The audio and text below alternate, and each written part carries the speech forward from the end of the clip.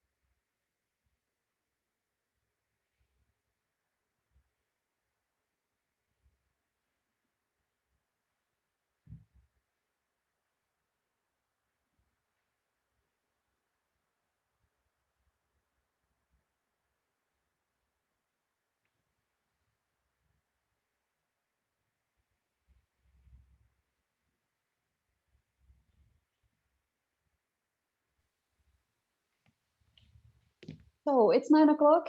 Good morning to everyone. I would like to start this webinar today. We have a lot of information for you, a lot of insight. So we will have to start now so that we can share everything we prepared for you. We are very glad to have you here. There is a large audience already, which shows that the well-being topic is a topic of the day since the last year, and moreover, the specificities that are linked with a hybrid office and the well-being in a hybrid office. It is really a very up-to-date topic for many companies, which are now at the decisive moment of deciding how the new normal office will look like for them. Yeah, so we are going to spend 1 hour focusing on the well-being and what we have learned about it from the last year, how to transpose it into the hybrid office, what are the trends in hybrid office, what are the challenges in hybrid office, and maybe give you a few ideas how to do it well, what to keep in mind when making your decisions for your company. Yeah, so a brief introduction of who is going to guide you through this webinar. Okay, sorry, try to change slide and it's not working. Now it's working. So my name is Hanna Keita-Rizmanova. I am a senior consultant, a psychologist, but I mainly spent most of my career in the corporate world, in the managerial positions. And I am a senior consultant from the Czech office of our company, Assessment Systems. And today with me here is Alexey Buryashenko. Alexey, please introduce yourself. Good morning, everyone. Thank you, Hanna. Yes, once again, my name is Alexey Buryashenko, and I'm a managing partner for Assessment Systems, responsible for Russia, Kazakhstan, and CIS, but basically all former USSR territory. So I'll be happy to join you today and share some experience as well. Thank you, Alexey. So just to introduce briefly our company, we are an international HR consulting group with 20 years of experience. In fact, this year we celebrate the 20th anniversary, so we'll do some activities linked to that. You will hear about us. We have more than 1,000 satisfied corporate clients. And what we do basically is that we help you grow your business through growing your human capital.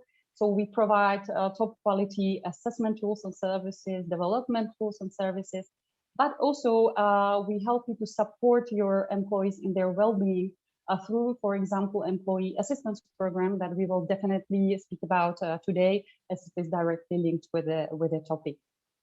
So let's start. Let's go to it. Sorry. Okay. So even though I'm smiling and I'm a pretty optimistic person, the first slide that I'm showing is rather a pessimistic one. But I find it's very important to speak about the situation that we are in, just to underline what we are facing currently and what we still might be facing. So last year saw a sharp decline in mental health of the population. You have here some numbers from UK and US, but we see this trend in most of the European countries. In Czech Republic, it's very apparent. We have researchers showing pre-pandemic figures, showing us that about 20% of the population was suffering some mental illness symptoms. while by the end of last year, it was more than 30% of the population. Yeah, so it's a huge increase. This trend will probably continue in the first quarter, but we might face challenges still still all through this year. I will speak about it later. And the numbers you see from UK, for example, are showing you the pre-pandemic level of mental illness symptoms present in the population in UK, which was about 10% and rose to 19% in June 2020 after the first lockdown. And in the US, you have these figures compared to December 2020, one of the reasons why it's so much higher. And you see like 42% of the population. It's extremely high number. Yeah. And these trends really seem to be confirmed all through the Europe, knowing that, for example, the younger ones, the Generation Z, is suffering even more. They're above the average in most of the countries. Yeah. So this is something we have to keep in mind because it's concerning also your employees, your companies. It's not somewhere outside. It's concerning all of us. We saw this trend also within the employee assistance program that we offer. Alexei will tell you more about that.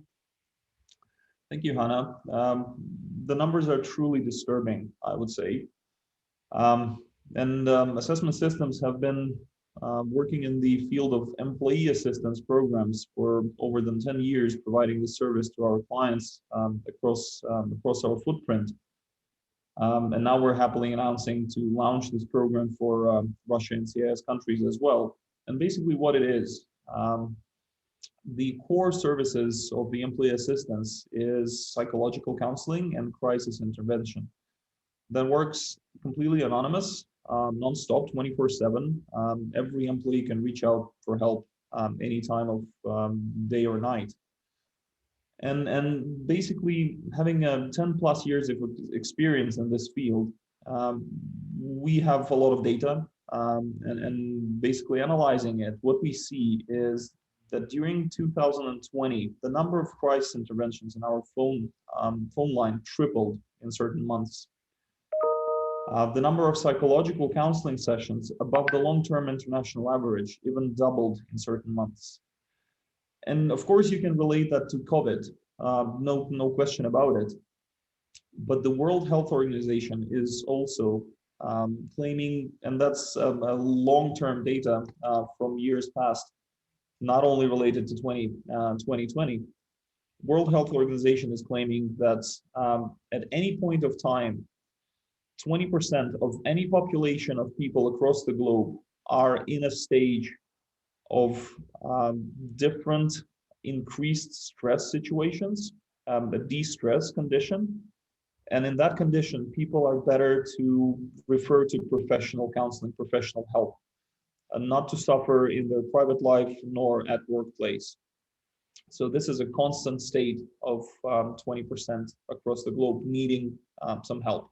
And it's not mental illnesses, it's nothing to do with psychiatrists, but it's basically a condition of high stress, which we face in multiple situations throughout our lives. So let's see what challenges are still ahead of us. By the way, Jeff would like to tell you that if you have any questions later on, you can use the Q&A section to ask, and we might have time by the end, or we will react through the email that will follow this webinar. So what are the challenges still ahead of us? The disruption last year was extremely important, and it also lasted like a very long time, more than a year that we were under stress. So we can expect that people develop chronic symptoms.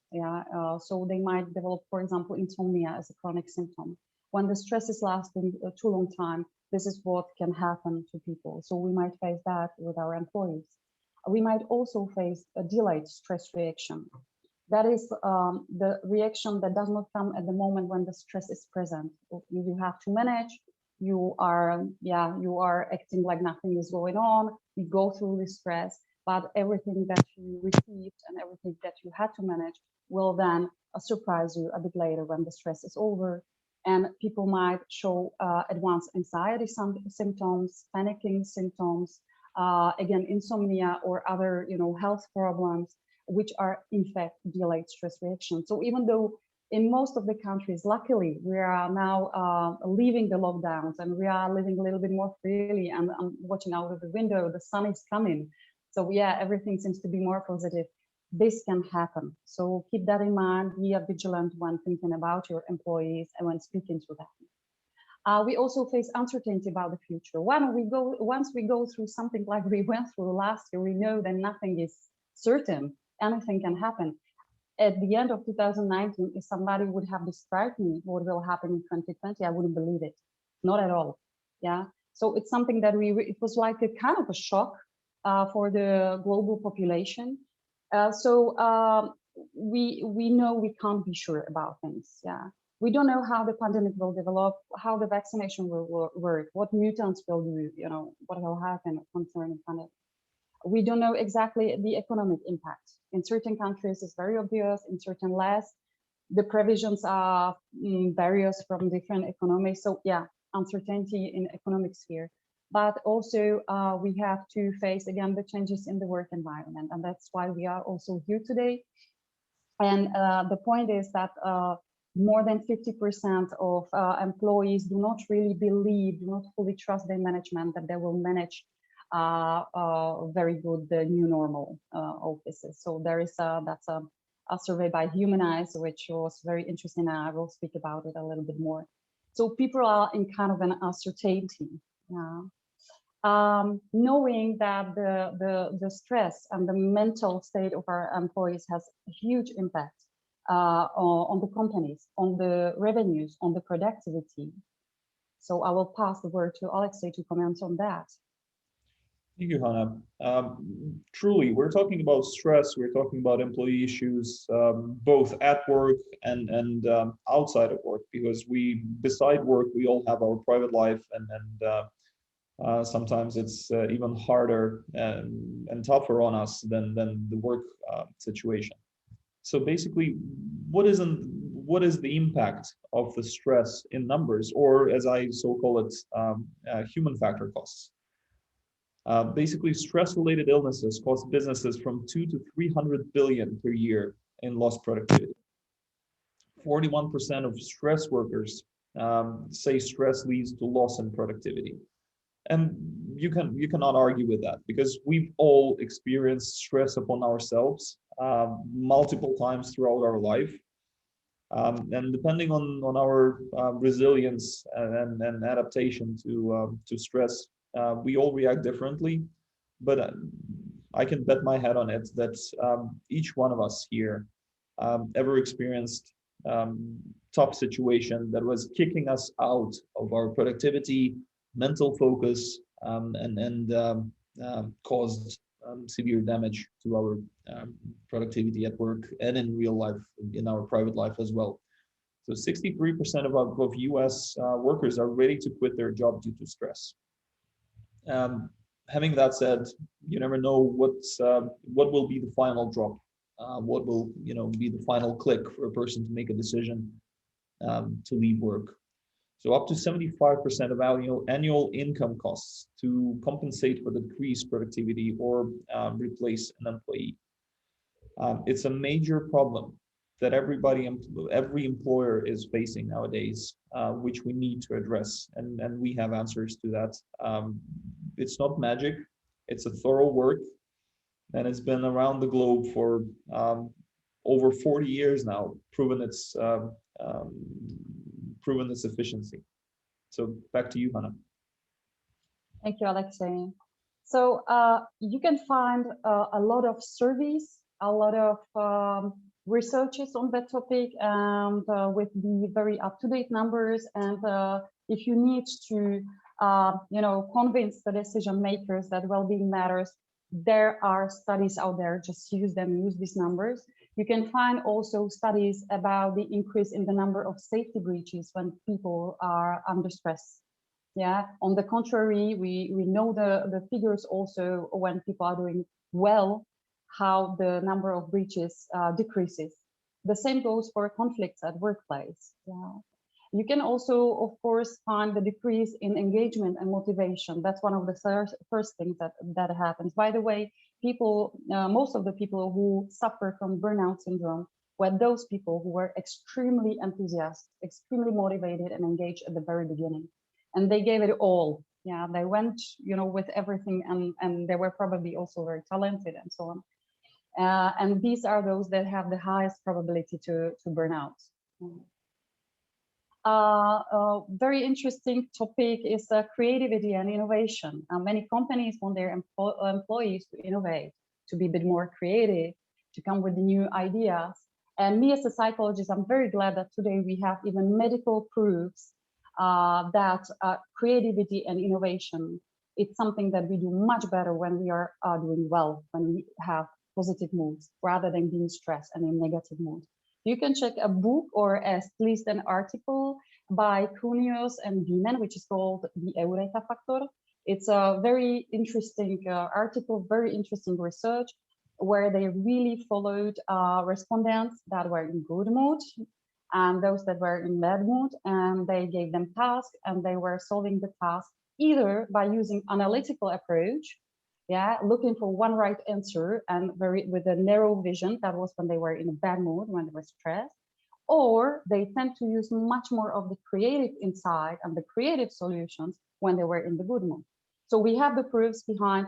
That's another argument that you can use when speaking about employees' well-being. And the stress reaction is a reaction that in fact we need when there is a danger. That's why it's kind of simplifying our world. That's why we get a tunnel vision. I mean, if you are facing a lion, you don't see anything that is going on the right or on the left. You just focus on escaping the lion, or if you have a gun, maybe fighting it. Yeah. So the stress reaction is not the right reaction at the workplace because it's not efficient solution. It's a tunnel vision solution. Usually, we don't see the big picture. We don't see the other solutions that could be much better than what we are doing. We're just focusing on the task with what we have, and that's it. Okay. So that's one more reason why to take care of the well-being. Well, the question is, do you know how your employees are doing? With that, I pass over to Alexei. Thank you, Anna. It is true what you're saying, absolutely, because the paradox is the more severe problems you might have, the less chance that you will reach out for help. Unfortunately, that's the case with the stress situations. People tend to be focusing on themselves and the stress situation, and they don't have time or mental resources to reach out for help and to look around for different solutions. But what I hear and what I've been hearing from my 5+ years of experience working directly with EAP programs from employers, our people are fine. We don't hear any complaints. No one is coming to HR saying anything. So it seems the company is all good. Here are some numbers. 34% of employees do not feel comfortable to talk to the employer about their stress levels, burnout, any mental problems, or etc. 31% of employees fear to be perceived as weak, not resilient. And 34% of employees are afraid to be perceived as not engaged and not motivated to perform. Some companies even say, well, we have an internal psychologist working with us, and the office is open from 9 till 6 o'clock in the evening, and any employee can come to the office and share.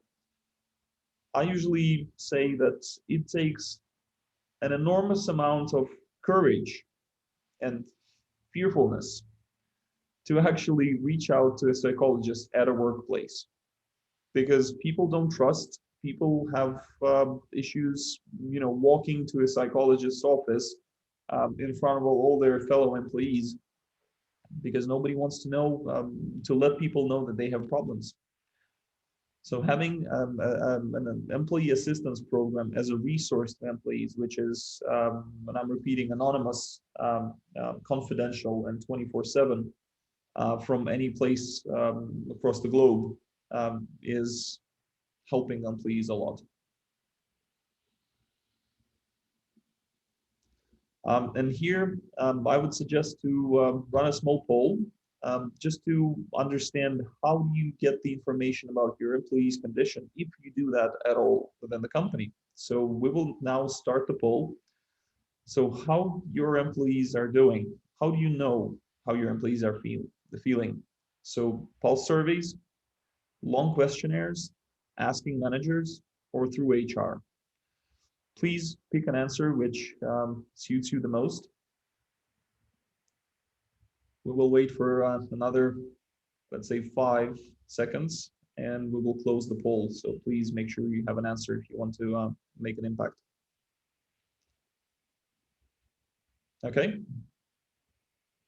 Thank you very much. So let's now look at the results.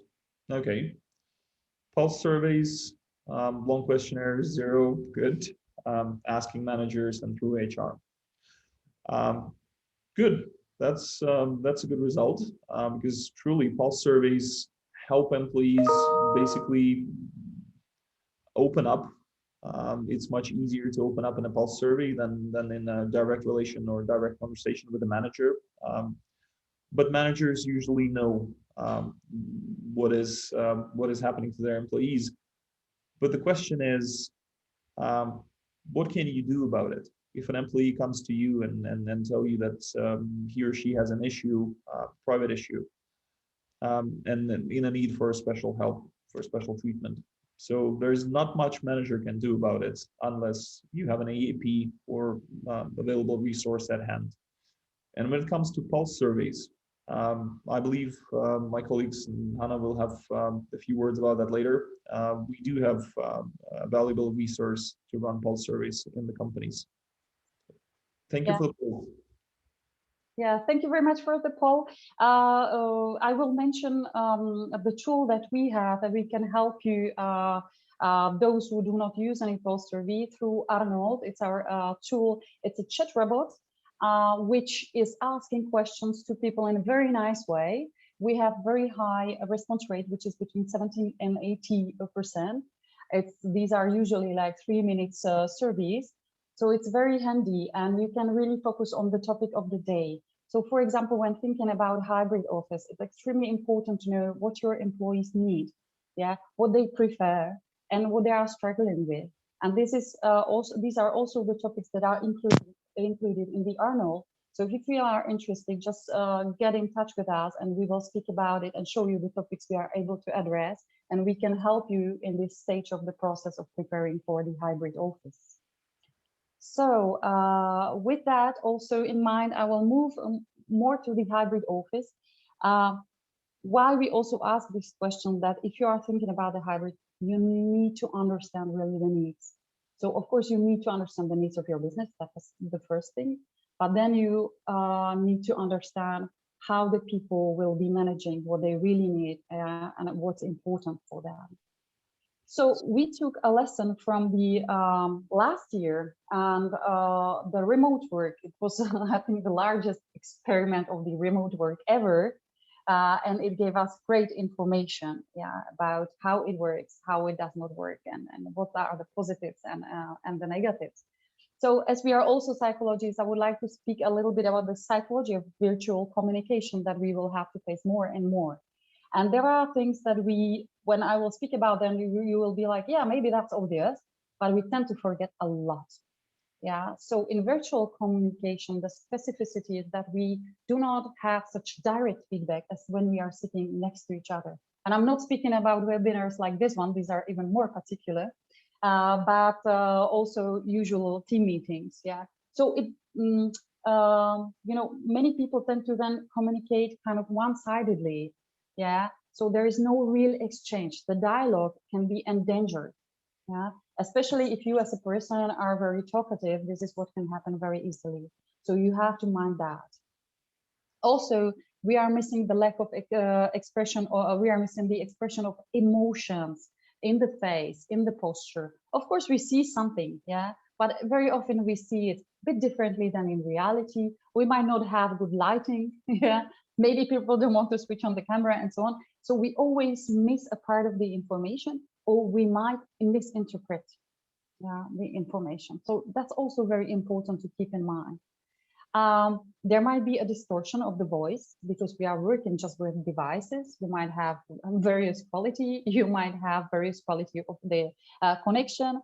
And then, you know, we use the voice subconsciously to analyze the mood of the person. Yeah. So the way you say things might completely change the meaning of what you are saying. So be all, again, very careful about that. Yeah. One of the keys for successful virtual communication is being very clear, very to the point, yeah, and verifying whether the others do understand, whether you are on the same page. So asking questions even more than in the in-person meetings.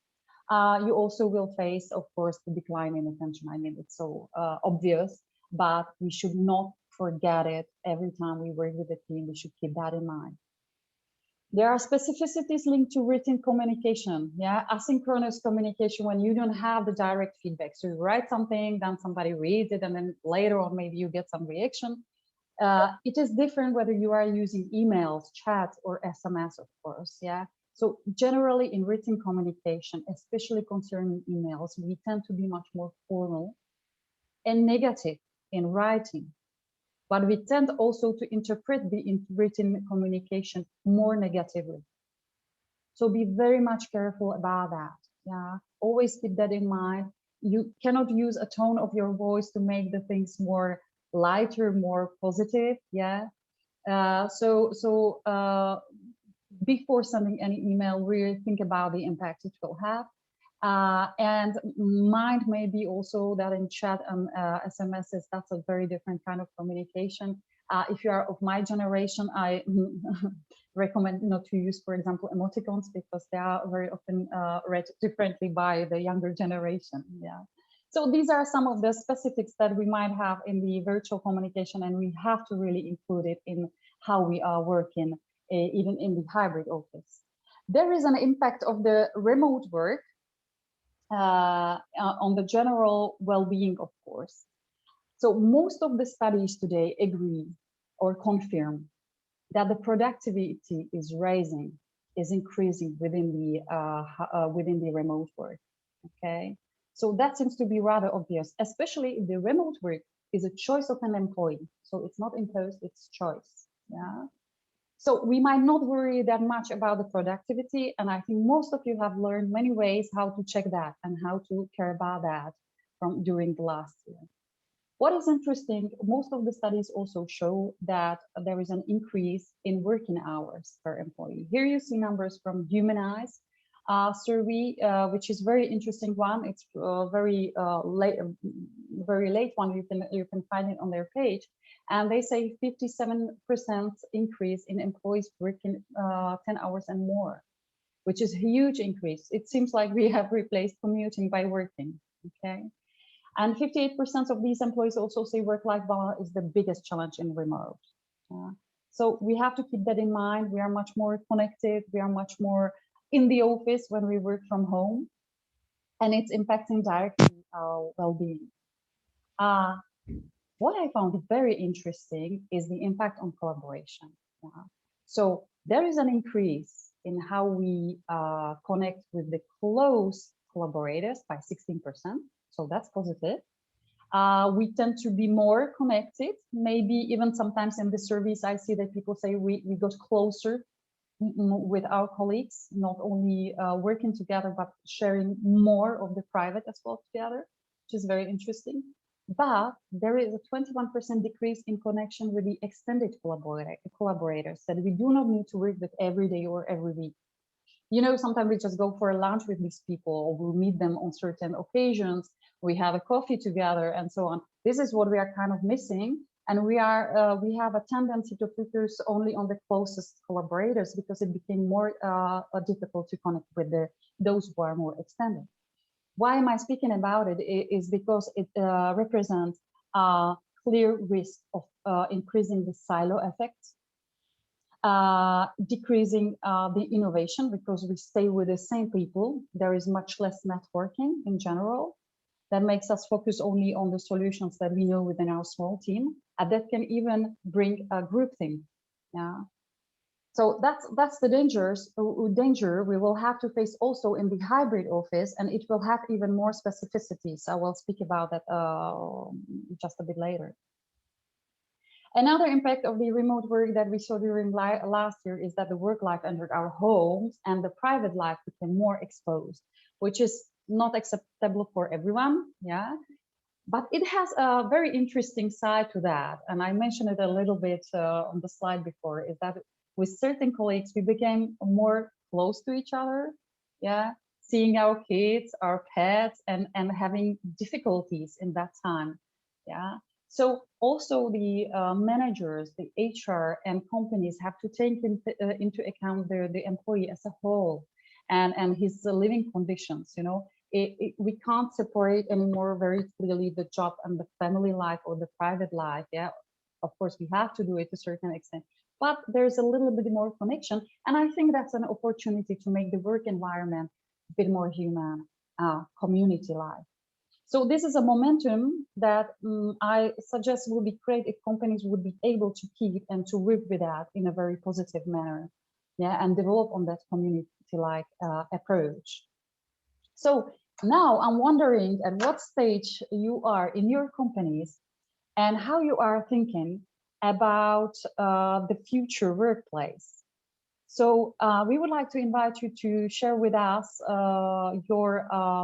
your plans of your companies at this moment, because they can change, concerning the future of your workplace. Yeah. So please take a few seconds and answer to us whether you, at this stage where you are thinking about the full-time remote work. So let's go back to office, like practically full-time. Or you think to combine a few days home office every week with a few days in the office. Or you are just like, okay, let's be in the office, but we could maybe give like 2-3 days per month to each employee of a home office. Yeah. Or maybe you want to schedule home office days or weeks very precisely, yeah, in a fixed manner. So give your answer to that. So full-time remote work, full-time office, combining just a few days per month at home, or scheduling very exact plans. Okay, so please submit your answers, and we are going to check what are the results of this poll. So yeah, that's confirming why you are here, I think. A few days home office every week means, in fact, being very strong in the hybrid office. Yeah, so that's the one that is a winner, and it's not surprising because of the topic we are having today. So thank you very much for sharing that with us. We have only a few companies who go full-time remote work or full-time back to the office, but the majority want to combine in certain way. And that's, yeah, that's really the hybrid office that you will have to face. Okay, so thank you for this poll. Thank you very much. And the question now is, what do your employees want? Yeah.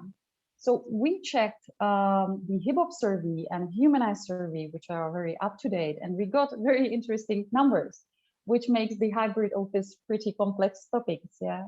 So you can see here, and these are mainly US employees, that 41% of these employees want to go back to the office, at least partially, but 44% do not want to go back to the office at all. And you have only 10% of employees who want to return to the offices full-time. Yeah. Then you see the managers, 73% who want to combine, just like you answered. Yeah.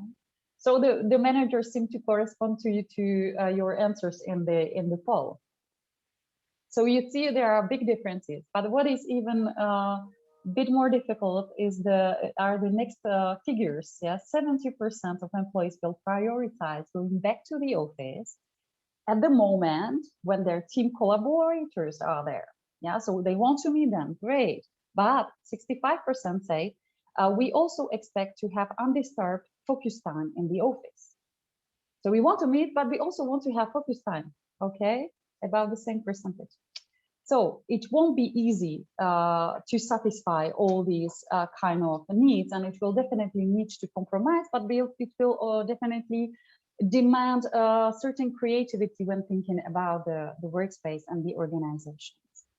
Okay, so I will sum up some of the challenges that we just discussed concerning the hybrid office.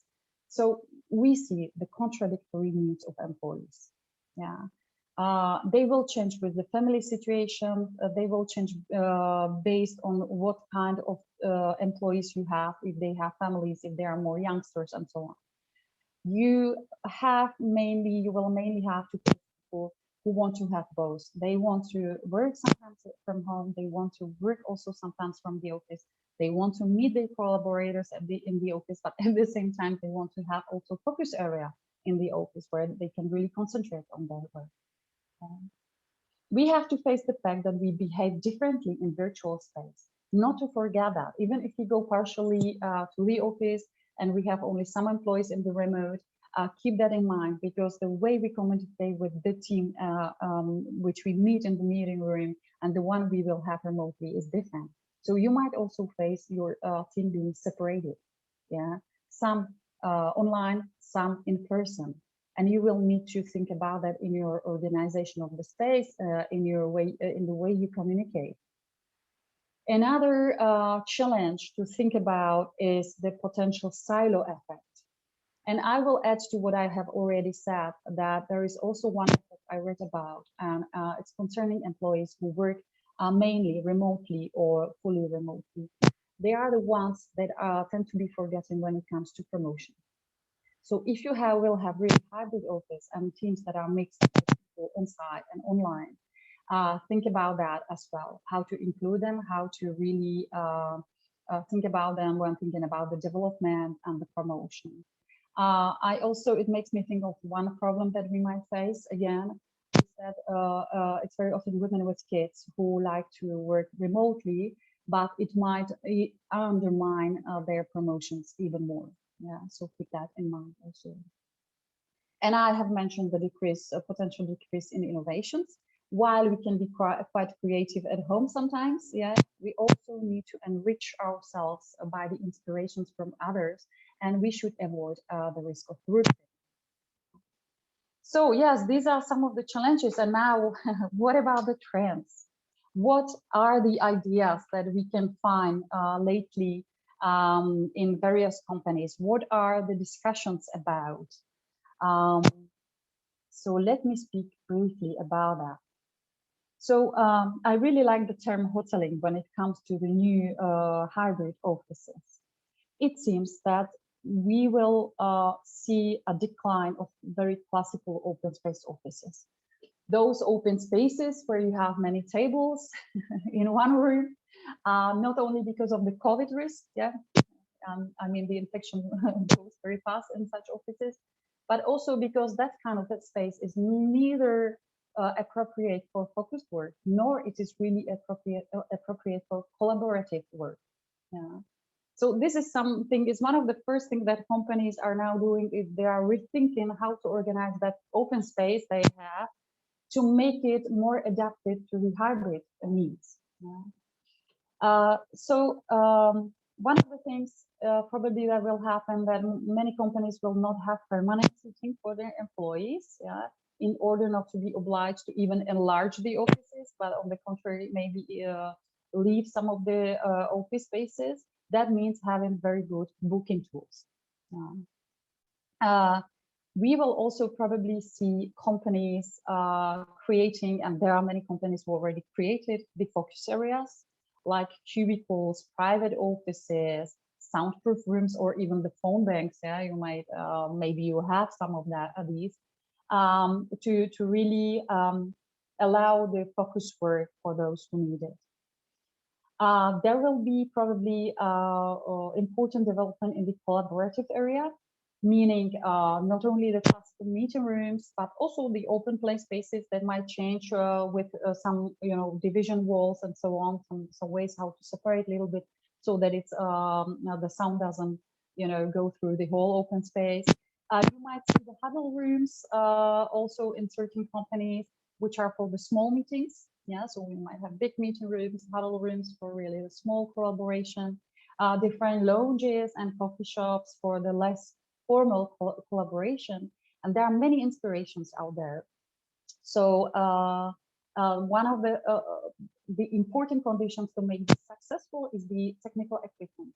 You will need in most of these collaborative areas the tools to be able to connect the people who are on site and the people who are online.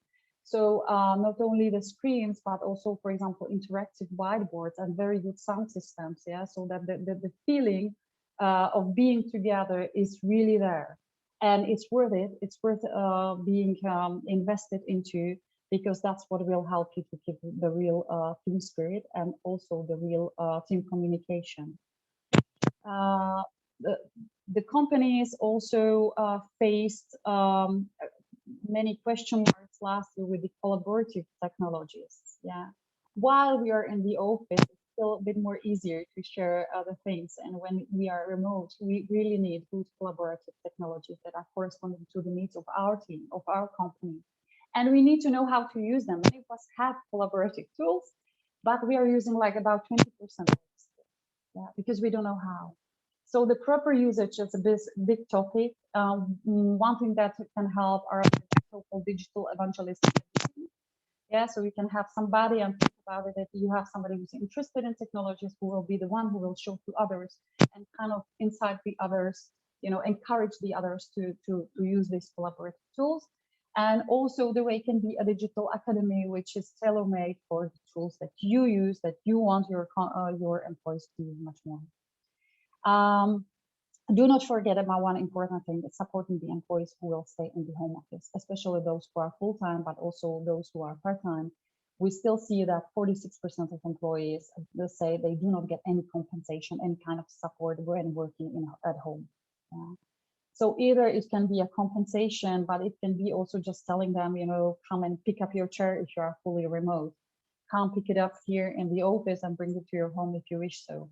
It's thinking about the screen. Some employees need two screens. Yeah, so making life also a bit easier for these employees, because it might be the future work for which you will decide your company.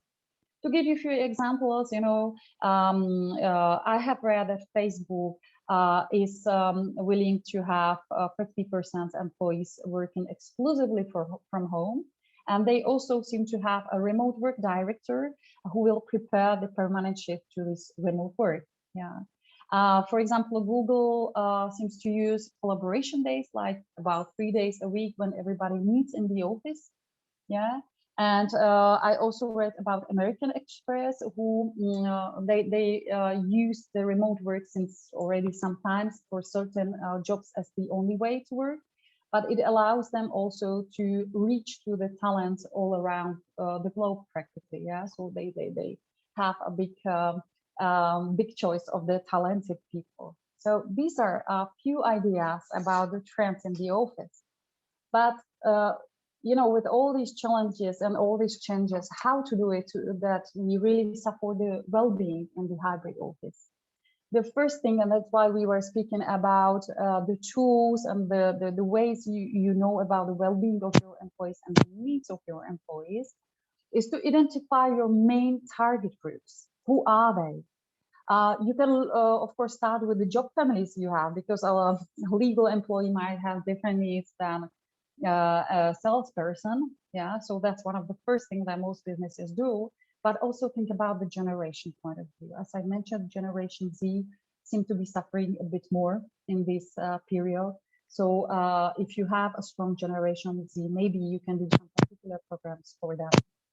Think about the newcomers. I mean, it's so particular to be a newcomer when you are fully remote, or when a huge part of the team is remote.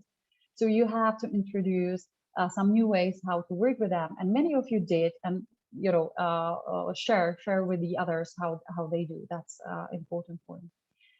Of course, you can have the older generation that might be a bit having more difficulties maybe in the digital world. You have people with parents and so on. So you need to know the needs. You need to ask and listen to people more than ever. Another point is that sharing across the company and encouraging networking becomes even more important than before. Things that happen kind of naturally before, they might be less present, and we might create much more silos. Okay, so think about that, think how you do it, really target this question in any of your communication plans and collaborative plans. The sharing in virtual world, as I said, should be done in a very transparent and clear manner. Have clear messages and ensure yourself that people did understand. So ask more questions. Yeah, get a confirmation that the message passed. Synchronize the communication with the team members that are on site and those who are online. What can happen very easily that if you have half team online, half team on site, people who are online might feel like they are missing something, some important information. So we know very well that the informal gatherings are also a source of information. So try to always include those online employees, even in the less informal activities. Either they can come, of course, and join you, just don't forget about them, or you can do combined activities where some people join online. Just keep it in mind.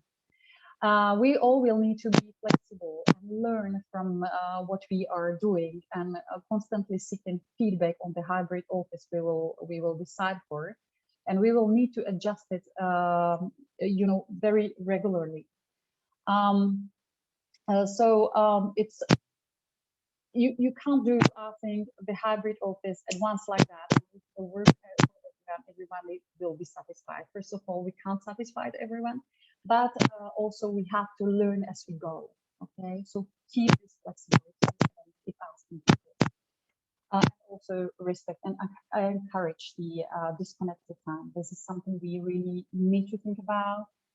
Think about maybe what is appropriate for your company. It can be, Friday disconnected. It can be not having meetings after 5 or whatever. Just respect the disconnected time. So, and we are coming to the last few points of the program today.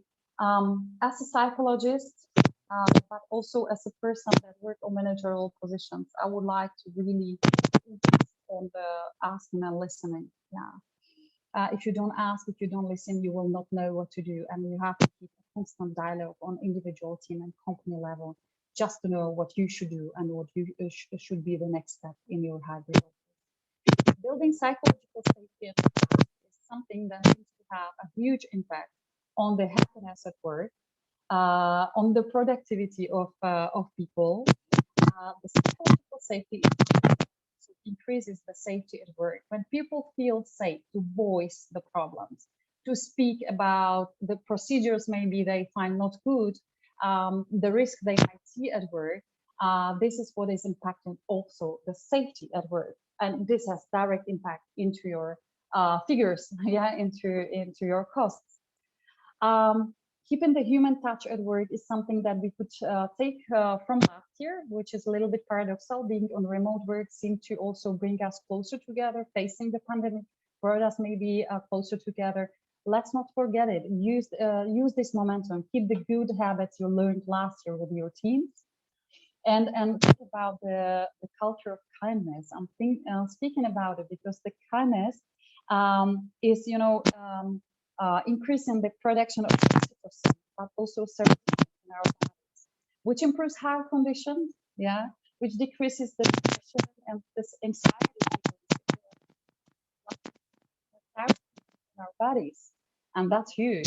Moreover, it has impact on the team. It means that like 26% of the energy increases when there is a kindness, yeah, when there is this human touch, and also teams are 30% more likely to be motivated and open to improve their skills and to welcome new ideas and new changes. So you will see it directly in your. With that, I would like to tell you one important thing, is that a company, management, HR, we just can't do everything for the employees. I mean, they are adults and they have to take care of their well-being. We can support them.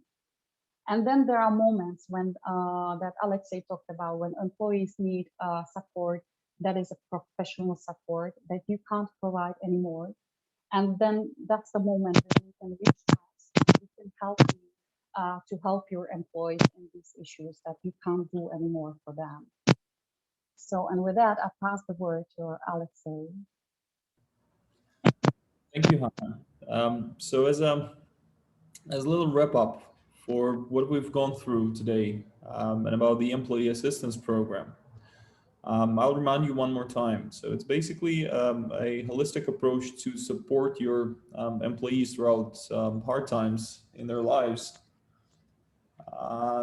in three directions, basically. Not all of the locations support these three directions, but the core service is the psychological support, psychological consultations, and crisis interventions.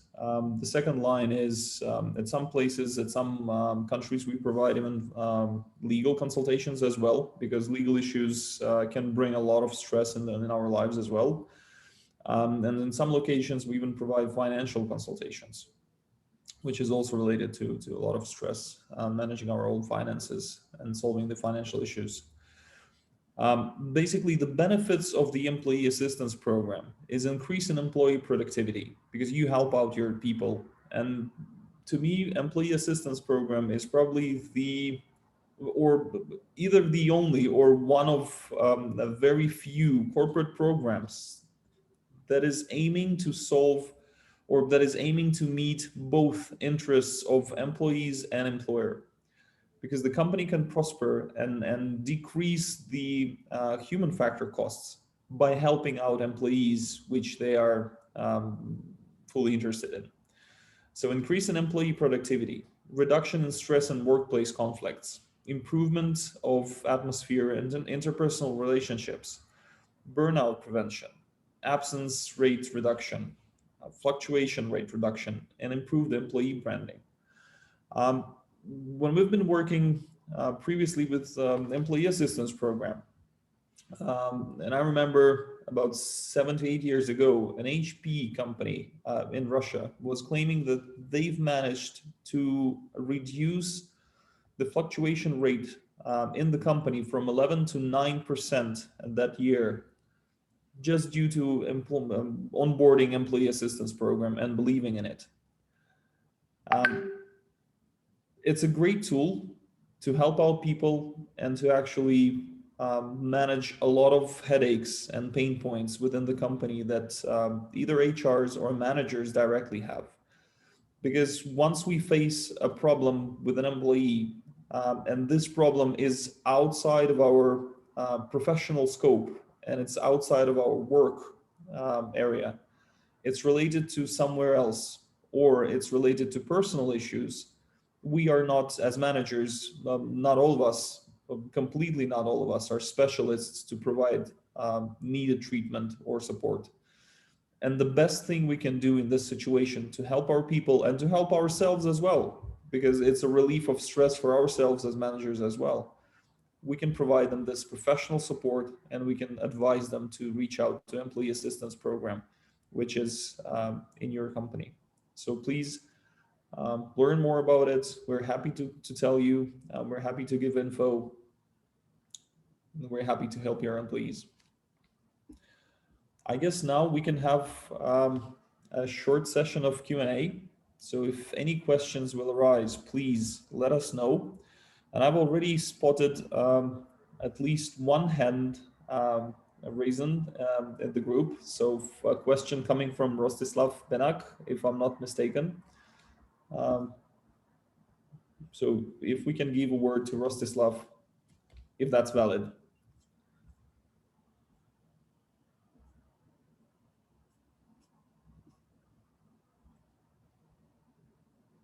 Seems like no.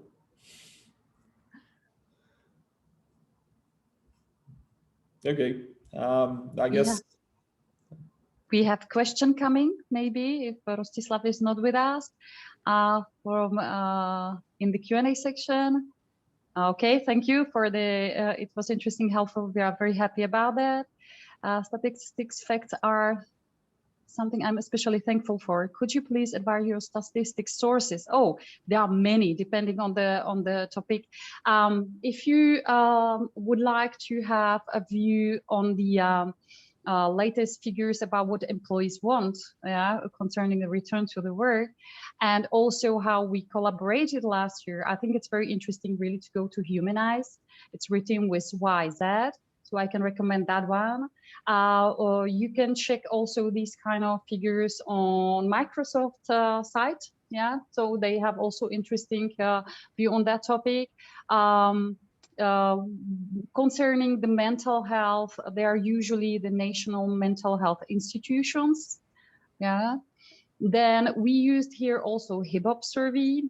And you can find very interesting also information sources. Yeah, mainly I go for the national institutes because that's like a really verified source. But also you have very nice researches from company like Gallup, for example. Yeah, but there are many resources out there, and always just verify who is behind. Like, yeah, we also use some associations that are focusing on depression and anxiety, and they also do researches on the impact on the work environment, like ADAA, yeah, for example, that's the American one, but you will find the equivalent in the European market as well. Yeah, so there are really many out there. Sometimes it's a bit difficult to verify the source. So I tend to go for, I tend to dig deeper in, because usually you have articles that speak about some findings and they say who is behind, when I go directly to that source. Yeah, to be sure. Yeah, okay. Thank you for the question. Any other question? We still have a few minutes. I would like to tell you only that we will do the follow-up by email. We will send you the recording and the presentation. So anytime you can go back to that. Yeah. If you're interested in creativity, I go back to my favorite topic, and that's the Eureka Factor from Kunios and Diemen. If you type in Google the Eureka Factor, I think you will find the study, and there is a book also about it. Is it possible to ask your company to help us to design the employee assistance program? Definitely. Definitely, we will be happy to do so. You can find the contacts on our web pages, so it will get to the right person for your country, and we will get back to you making a design that is appropriate for your company. Yeah. So, maybe I would add just a few points about the implementation of assessment of employee assistance program.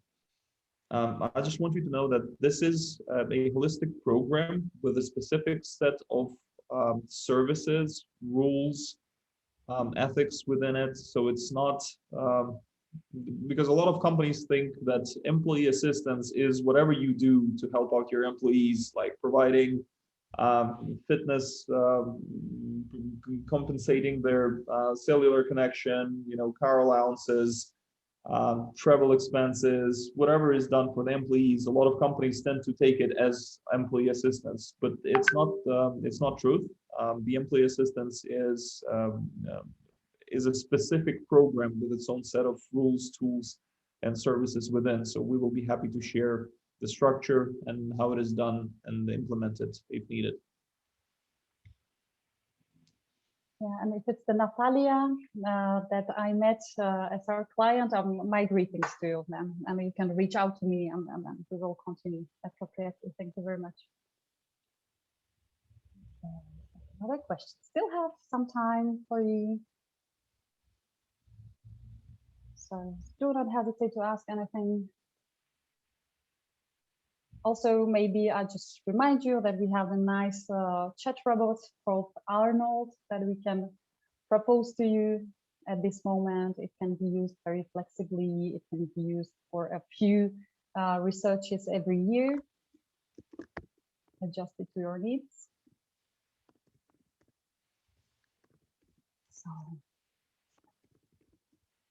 So if there are no more questions, we are really at the end. And we would like you to thank you very much for your participations. We hope it was interesting for you. You got some information to continue further with your decisions about hybrid office and the well-being of employees. And we are here for you in case of interest in any of our service, of course. And we will follow with the email giving you the presentation and also the recording. So thank you very much for your attention. Happy to have you here. Thank you all. And stay safe, take care of yourself, be well. And wishing you enjoying the summer, I hope, without any lockdowns and any illnesses. Okay, take care of yourself. Bye-bye. Bye-bye.